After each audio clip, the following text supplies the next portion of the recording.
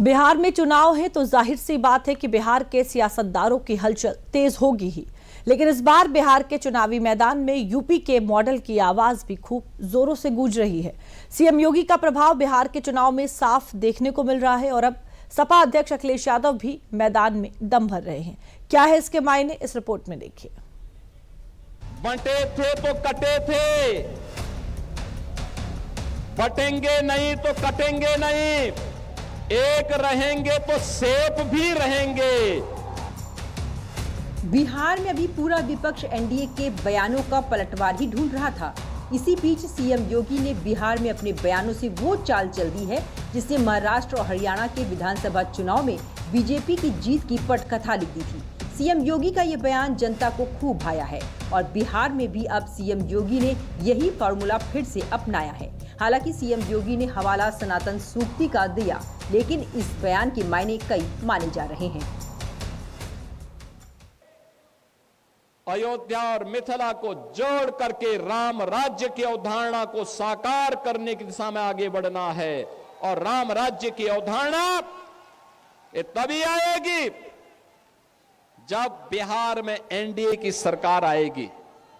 ये राम राज्य बिहार के लिए, आत्मनिर्भर बिहार के लिए, समृद्ध बिहार के लिए, विकसित बिहार के लिए यह अत्यंत महत्वपूर्ण है। और यह केवल और केवल तभी होगा जब एनडीए विजयी होगा। इसके लिए बहन और भाइयों, बटेंगे नहीं,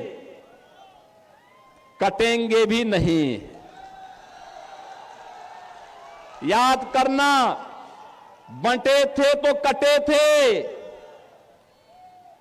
बटेंगे नहीं तो कटेंगे नहीं, एक रहेंगे तो सेफ भी रहेंगे। सीएम योगी का ये बयान बता रहा है कि बिहार में इस बार यूपी मॉडल की सिर्फ गूंज ही नहीं बल्कि बयार चल रही है। सीएम योगी की धुआंधार रैलियां लोगों को खूब पसंद आ रही हैं और इसीलिए विपक्षी महागठबंधन की तरफ से बिहार में यूपी का विपक्ष पहुंच गया है और वो भी उन्हीं सीटों पर जहां सीएम योगी ने प्रचार किया है। सोमवार को सीएम योगी ने सीवान में एक बार फिर से प्रचार किया, तो वहीं इसी क्षेत्र में अखिलेश यादव ने भी विपक्ष के लिए प्रचार किया और दोनों नेता एक दूसरे पर तंज कसते नजर आए। गांधी जी के 3 बंदरों के बारे में सुना होगा। गांधी जी के 3 बंदर थे। गांधी जी ने तो उनको उपदेश दिया था, बुरा मत देखो, बुरा मत सुनो और बुरा मत बोलो।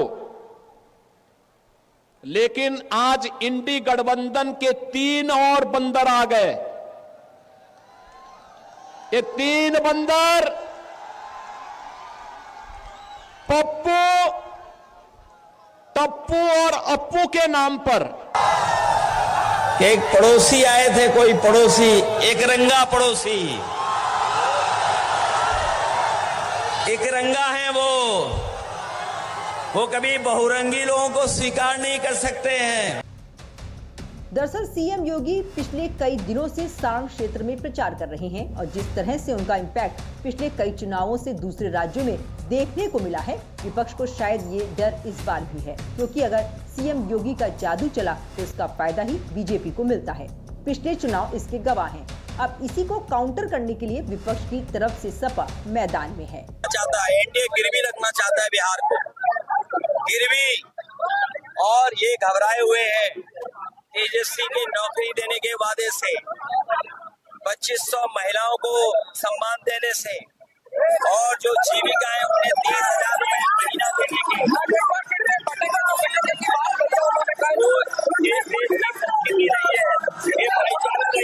इस बार बिहार की जनता सौहार्द को जिताएगी, भाईचारे को जिताएगी। बदलाव की बयार चल रही है और बदलाव की बयार जैसे जैसे चुनाव नजदीक आएगा ये आंधी के रूप में हो जाएगी और जो वर्तमान सरकार है इसका पलटा पलट जाएगा।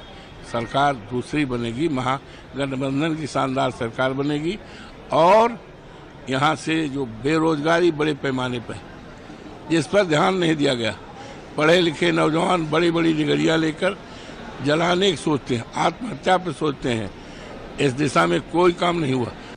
बिहार के चुनावी मैदान में यूपी के तड़के के पीछे का एक कारण सीएम योगी की जीरो टॉलरेंस जैसी नीतियां भी मानी जा रही हैं, क्योंकि बिहार में एनडीए ने जंगल राज को ही अपना बड़ा मुद्दा बनाया है और सीएम योगी ने यूपी से इसी का सफाया किया है। तो एनडीए के लिए सीएम योगी से अच्छा चेहरा बिहार के लिए कौन ही हो सकता है, और इसी को काउंटर करने के लिए सपा बिहार में दम भर रही है। फिलहाल अब इसका असर चुनाव में कितना होगा, ये आने वाली 14 नवंबर की तारीख बताएगी।